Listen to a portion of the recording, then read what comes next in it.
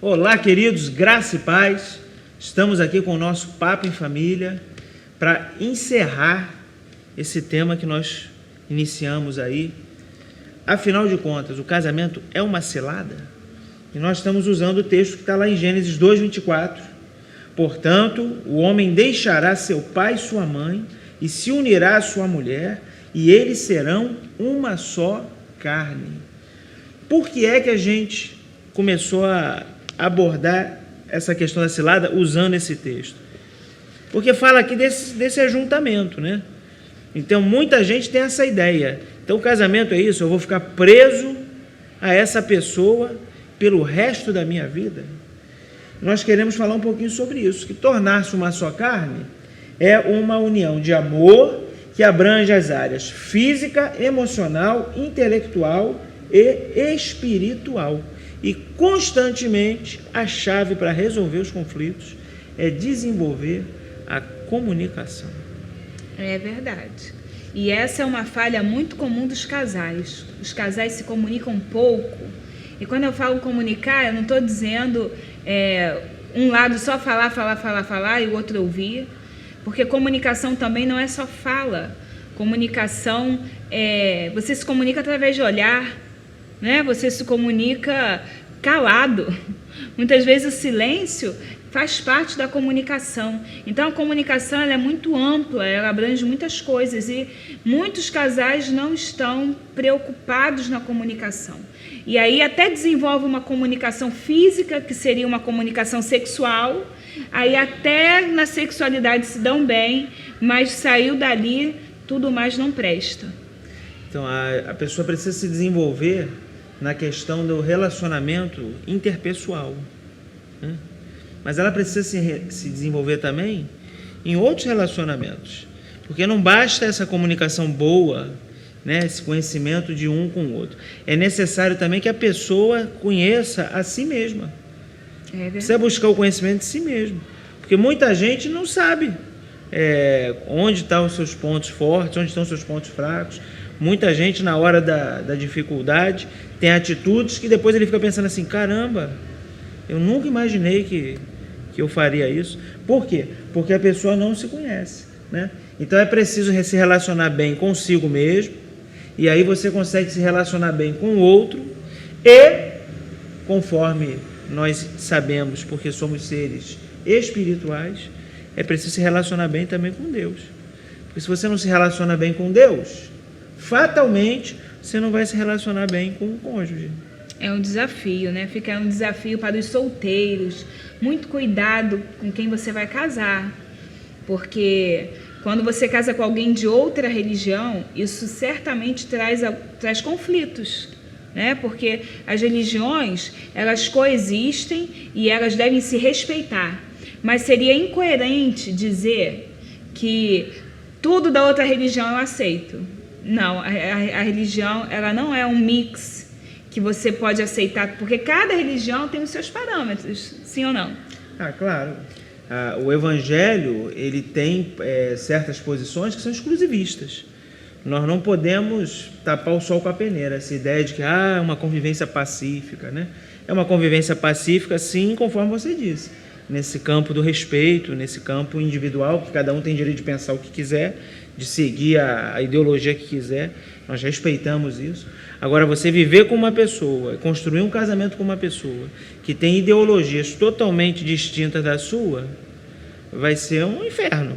É uma tragédia anunciada, né? Então, você solteiro aí, que ainda dá tempo de escolher, pensa direitinho antes de se comprometer, porque casamento é para a vida toda, se comprometer com alguém que você não vai admirar, que você não vai respeitar e que você vai ficar toda hora se confrontando e batendo de frente. Essa questão ela não envolve só a questão de religiosidade, né? Espiritual propriamente dita. Você pode também trazer isso para os outros campos, os outros aspectos, né? Qual é o seu plano de vida?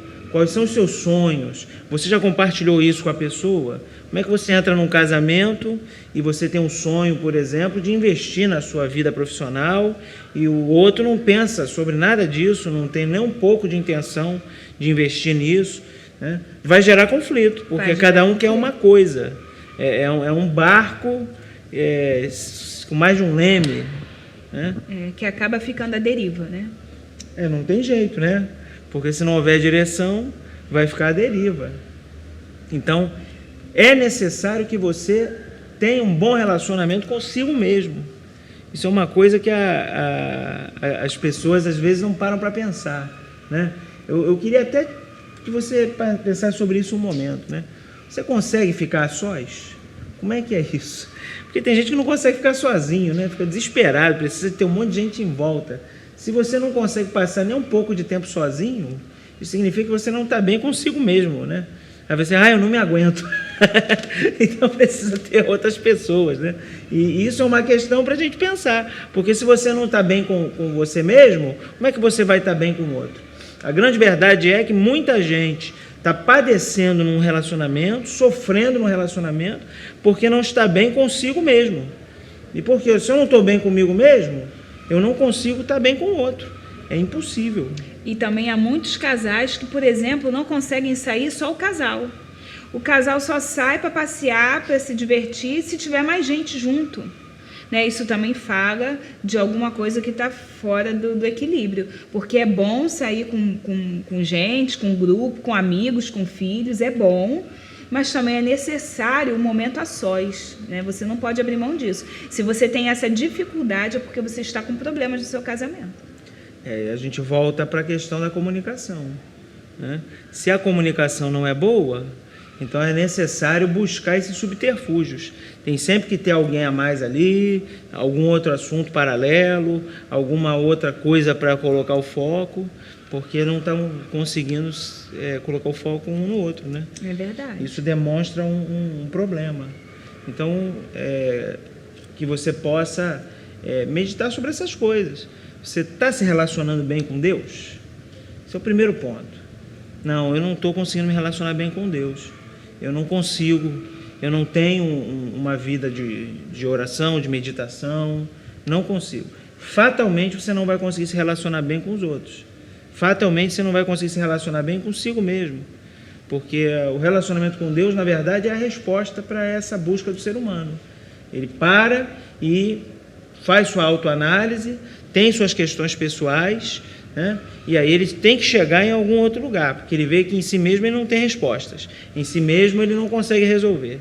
Aí as pessoas acham que vão conseguir isso no outro, né? Quem sabe nele eu me realizo, nela eu me realizo, com ele eu me realizo. Quando na verdade você não vai conseguir se realizar no outro, nem através do outro. Ou você consegue essa realização consigo mesmo e com Deus, e aí sim você consegue se realizar no relacionamento conjugal, ou então você está fadado a fracassar, infelizmente. É verdade. Muitas pessoas desistiram de se comunicar porque também falam assim, mas toda vez que a gente senta para conversar, dá briga, então é melhor deixar isso de lado. E aí fica a dica, né? Quando você quiser falar alguma coisa para o outro, você não acusa o outro. Dá errado, porque geralmente as coisas assim, você fez isso, e diga como você se sente. Fica aí uma dica, né? A próxima vez que você for conversar, você fala, sabe quando você me deixa sozinho nos ambientes? Eu me sinto. Aí você fala como você se sente. Você não vai ofender o outro de dizer os seus sentimentos. Dificilmente isso vai dar briga. Então começa a se expor para o outro, né? Gênesis vai dizer que no início homem e mulher estavam nus e eles não se envergonhavam. E essa nudez ela é muito ampla, né? Ela é uma nudez física, mas ela também pode ser uma nudez emocional. O convite é para que você se desnude emocionalmente também para o seu cônjuge. O seu cônjuge precisa ser alguém que você confia. Porque se você precisa andar de máscaras dentro da sua casa, alguma coisa está muito errada e você precisa de um milagre. Esse versículo que você mencionou é justamente o versículo seguinte. Nós lemos o versículo 24, que diz que deixará o homem seu pai e sua mãe, os dois se tornarão uma só carne, né? E aí na sequência diz isso, e os dois estavam nus e não se envergonhavam, né? Havia cumplicidade, havia unidade. Então a gente quer concluir declarando isso. O casamento não é uma cilada. Não é. Deus não preparou uma armadilha para prender as pessoas e deixá-las sofrendo por esse tempo que elas passam nessa terra, né? Não, nada disso. O casamento é um privilégio. O casamento é uma bênção. Amém. Amém? Que você possa meditar sobre essas coisas e nós te abençoamos no nome de Jesus e te convidamos a se abrir, a se expor, a construir alguma coisa, porque com certeza esse é o plano de Deus. Amém? E que todos nós possamos declarar: eu e a minha casa serviremos ao Senhor.